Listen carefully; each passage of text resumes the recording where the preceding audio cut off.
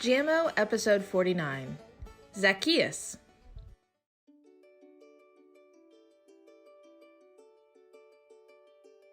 As a family, sing Jesus Loves Me.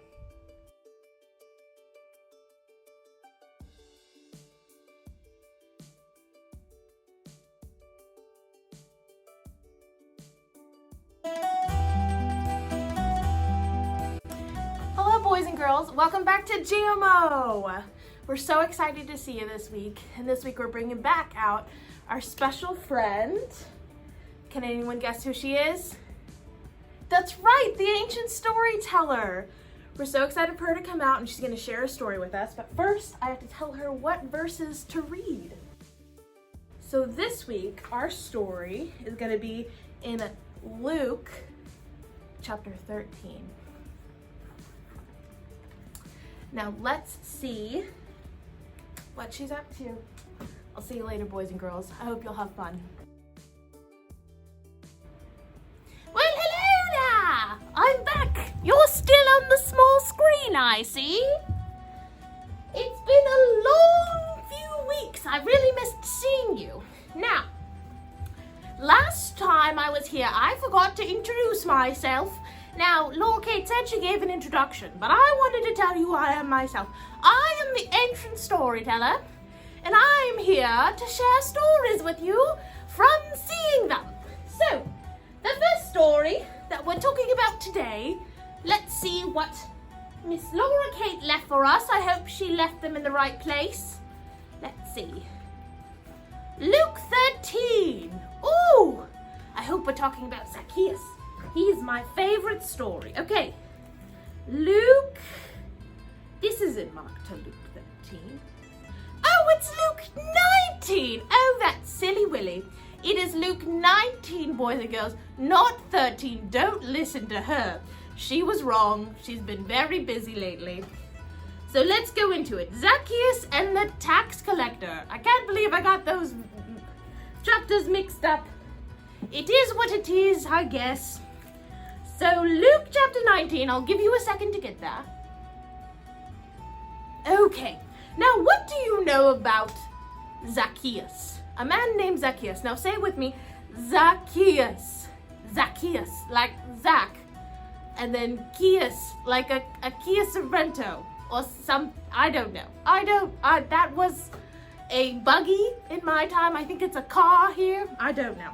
But Zacchaeus was a man, and a wee little man was he.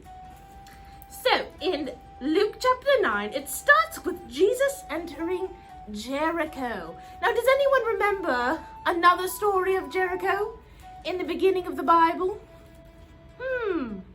That's right! That was the story of Jericho, where they blew trumpets and the city came down. So, Jesus is entering Jericho way after that happened, and was passing through there. A man was there by the name of Zacchaeus, and he was a chief tax collector and was wealthy. He had a lot of money. Now, important thing about tax collectors at the time, they were very disliked. So tax collectors were kind of like thieves, like they stole. They took money that didn't belong to them. Now, they would gather what the money the government needed, because the Romans would take a tax, kind of like we pay our taxes. But then, tax collectors back then, they didn't have the checks and balances, so they could just take more, and they would say whatever number they wanted, so they became super rich and wealthy and took whatever money their heart told them to. So people didn't like them. They were not loved, they were avoided and disliked. So Zacchaeus was a tax collector, and he was very wealthy. He wanted to see who this Jesus was. But being a short man, he could not because of the crowd. Have you ever been in a crowd, boys and girls? Have you ever tried to see something over a lot of people? Maybe you went to a concert or a dance recital and you sat in the back and you couldn't see what was going on in the stage because you were too short and the people in front of you were too tall? That's kind of like our friend Zacchaeus here. So Zacchaeus was like, I can't see him. So he did what any good person would do, and he thought, I'm gonna climb a tree. Now, the ancient storyteller has never been very nimble. and never been able to climb said trees. So I'm impressed he was able to do this. Maybe it was because of his short stature. He had the ability to climb trees. Have you ever climbed a tree? Well, only do it when your mom and dad are there so that they can help you get down if you need to, and you can do it safely. But Zacchaeus climbed a tree, and when Jesus reached under the sycamore tree where Zacchaeus was sitting, Jesus stopped. He looked up, and I tell you, it was crazy. He looked up like he knew he was there. And I think Jesus did. He knew he was there. He looked up at the tree, and he said, Zacchaeus, come down immediately. I must stay at your house today. So he came down, and Zacchaeus welcomed him gladly, and he said, let's go to my house. Please come to my house. And then all the other people there were like, Jesus knows he's a tax collector. Like, he knows he's not a good person. Why would he want to go stay with them? Why would he want to go eat at his house? I would be upset. I'd be like, Jesus, I'm a fairly decent person. Come eat at my house. I have a casserole, ravioli. Just come hang out with us. Don't go with him. He's not a good person. But Jesus went with Zacchaeus.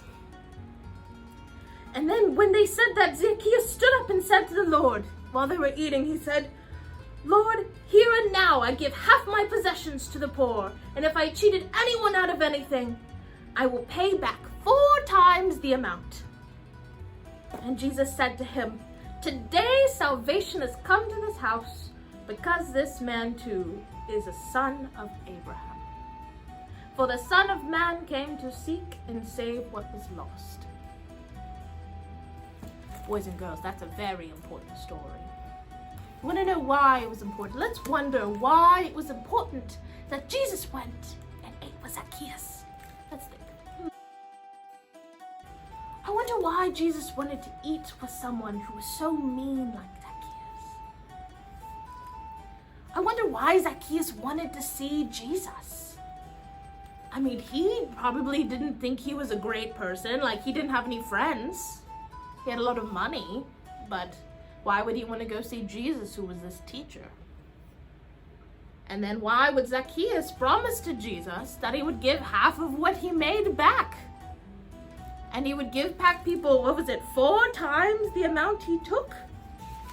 4 times the amount he took.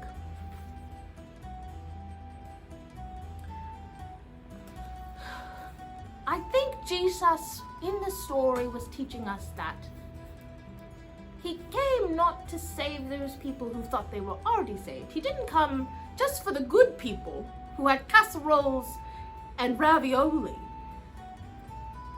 But he came for the people who needed him and who were hurting or hurting others even. And Zacchaeus changed his whole life. Zacchaeus said he knew what he was doing was wrong and not what he should be. He was not loving people like he needed to, like how Jesus was teaching. He listened to Jesus' teachings, and then he said, I'm going to change my life because of what Jesus taught. It was amazing, boys and girls. So this week, I want us to think of how we can be like Zacchaeus. Not stealing from people, but Zacchaeus after Jesus. What things in your life can you change and give to others and love others? Because Jesus taught us how to love, and that we should love other people, even if we don't like them much. But how can we give and love others? And I think we should think about that this week.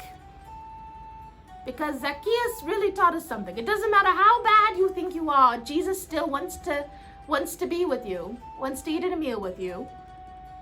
And it doesn't matter how bad you think you are, you can always change. You can always turn around and do something different. It doesn't matter how old you are, how much money you have, how set in your ways you think you are. You can always change for Jesus and for God. So it was so much fun teaching this lesson and talking with you about Zacchaeus today. Let's think of of those ways this week. Love to hear from you again. Send comments. I love the videos y'all sent. I love the pictures y'all sent. I love seeing all of you interact and engage. Again, Laura Kate's not much of a conversationalist. I really like to talk to you. But another great week, another fun time. I'll see you next week, boys and girls. Bye-bye.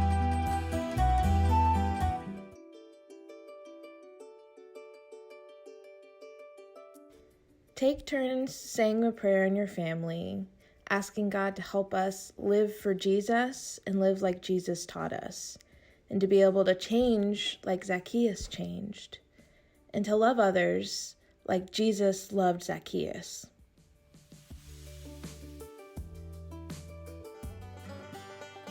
See you next week. Bye.